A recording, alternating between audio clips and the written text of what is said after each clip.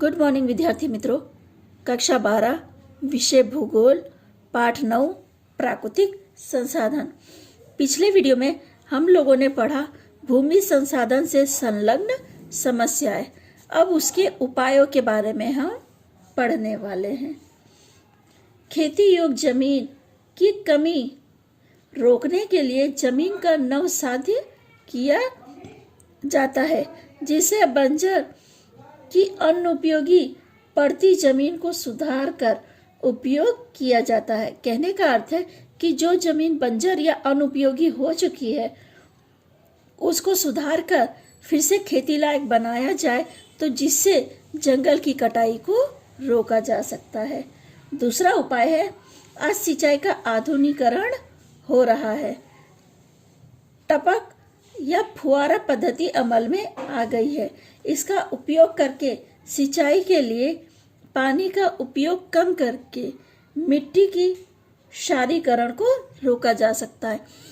पहले हम देखते थे तो खेती में क्या है, ज़्यादा से ज़्यादा पानी का उपयोग होता था, यानी नाली पद्धति से खेती होती थी। नाली पद्धति से क्या है, ज़्यादा पानी वेस्ट होता है, यानी खेतों में भरा जाता था। पर आज जो टपक सिंचाई पद्धति या फुहारा पद्धति आई है, इससे क्या है, कम पानी में खेती की जा सकती है, जिसकी वजह से जो मिट्टी में क्षारीकरण हो रहा है उसे भी रोक सकते हैं। तीसरा है, जमीन का कटाव मुख्य कारण पानी का तेज प्रवाह है। तो जल प्रवाह के वेग को कम करने के लिए वनीकरण एवं बांध बनाकर श्रेष्ठ उपाय है।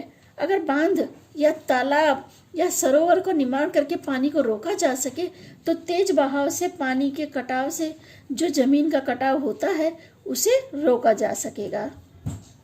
चौथा है, जंगल विस्तार कम हो रहे हैं। ऐसी स्थिति में झूम प्रकार की खेती बंद करने के लिए योग्य कदम उठाने चाहिए। झूम खेती के स्थान पर बागायनी खेती को प्रोत्साहन देना चाहिए, जिससे क्या है, जंगलों का कटाव रुक जाएगा। पांचवा है, रासायनिक खाद एवं कीटनाशक के उपभोग से जमीन की गुणवत्ता घटी है। इसके लिए गौमूत्र, जैविक कीटनाशकों, रासायनिक कूड़ा कटका एवं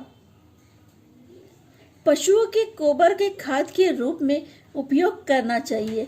इससे क्या होगा कि जमीन की गुणवत्ता में बढ़ोतरी भी होगी और जो रासायनिक खाद के उपयोग से जमीन अनुपयोगी हो जा रही है उसे भी रोका जा सकेगा। क्योंकि रासायनिक खाद और कीटनाशक जो दवाएं जमीन में मिलती है, बाद में ये नदी या सरोवरों में जाकर पानी जब एकत्र होता है तो पानी का प्रदूषण भी होता है। अगर उसकी जगह हम गौमूत्र या जैविक कीटनाशक या पशुओं का गोबर का उपयोग जमीन में करें तो जमीन की ऊर्जा शक्ति तो बढ़ेगी, साथ में जो जमीन का अनउपजाऊपना है वो भी कम हो जाएगा। क्योंकि जो रासायनिक खादों का हम उपयोग करते हैं उसे थोड़े समय के बाद जमीन अनुपयोगी बन जाती है, उसे भी रोका जा सकेगा। ठीक है विद्यार्थी मित्रों, आगे हमारा खनिज संसाधन है जो इस साल हमारे सिलेबस में नहीं है, और दूसरा है समुद्री संसाधन। इससे संलग्न यानी ये दोनों टॉपिक से रिलेटेड कोई भी प्रश्न हमारे सिलेबस में नहीं है। अब आगे हम लोग पढ़ेंगे पशु संसाधन। पशु संसाधन पशुपालन व्यवसाय मुख्य रूप से दूध, मांस एवं ऊन आदि प्राप्त करने के लिए किया जाता है। इसके अंतर्गत पशु का उपयोग खेती एवं परिवहन के साधन के रूप में किया जाता है। डेयरी उद्योग भोजन में सबसे अधिक उपयोग दूध एवं दूध से बनी हुई वस्तुओं का होता है। डेयरी उद्योग के अंतर्गत पशु, जो मुख्य पशु है वो गाय है, क्योंकि गाय और भैंसों के जरिए हमें दूध प्राप्त होता है। तो डेयरी उद्योग के अंतर्गत गाय और भैंस दोनों मुख्य पशु है। पूर्व सोवियत संघ के देश उत्तर अमेरिका, न्यूजीलैंड, अर्जेंटीना, पूर्वी ऑस्ट्रेलिया में गाय पाली जाती हैं। आनंद की अमूल डेयरी द्वारा पशुपालन प्रवृत्ति को प्रोत्साहन मिलता है। आप सभी जानते हैं कि जो ये आनंद डेयरी है ये गुजरात में मौजूद है। अक्सर एग्जाम में प्रश्न भी आता है कि आनंद डेयरी कहाँ पर स्थित है, या गुजरात की अमूल डेयरी कौन सी जगह पर स्थित है। दोनों रूपों से प्रश्न पूछा जा सकता है।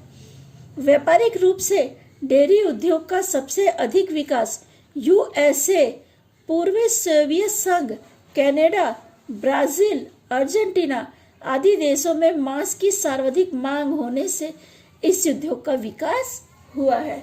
ज्यादातर पशुपालन, जैसा मैंने आपको ऊपर ही बताया, कि दूध के लिए, मांस के लिए और ऊन के लिए किया जाता है।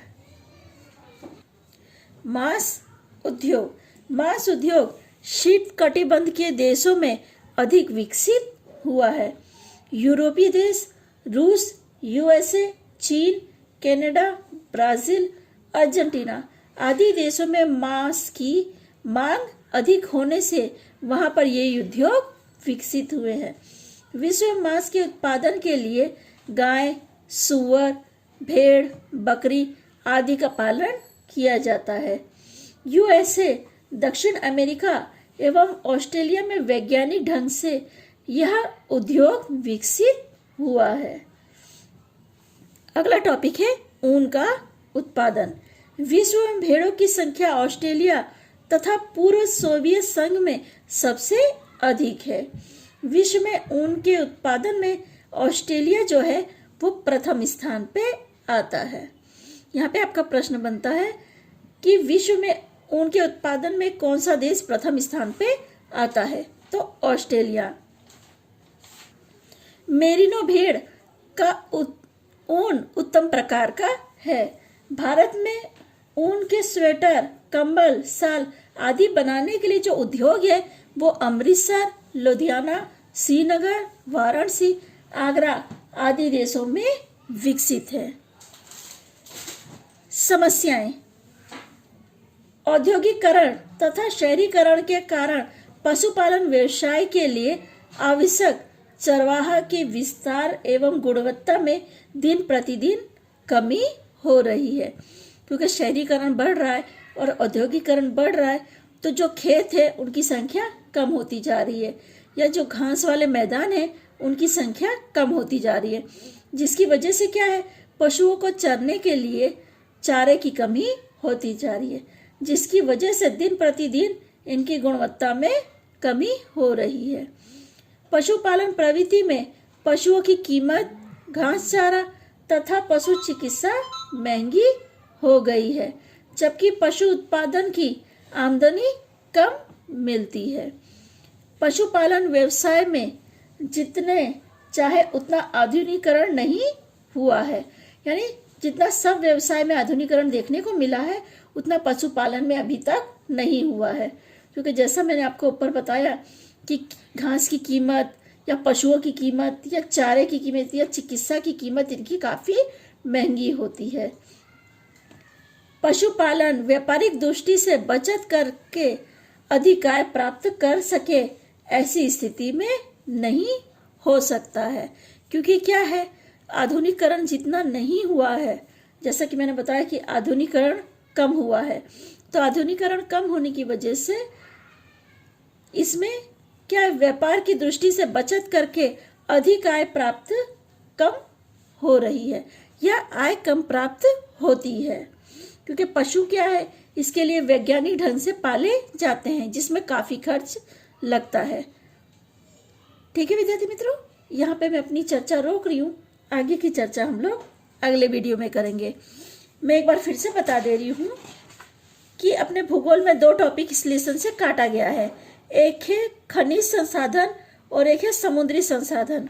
इससे रिलेटेड कोई भी प्रश्न एग्जाम में नहीं मिलेंगे, तो इन प्रश्नों के उत्तर भी मैं आपको नहीं भेजूंगी। ठीक है विद्यार्थी मित्रों, आगे की चर्चा हम लोग अगले वीडियो में करेंगे।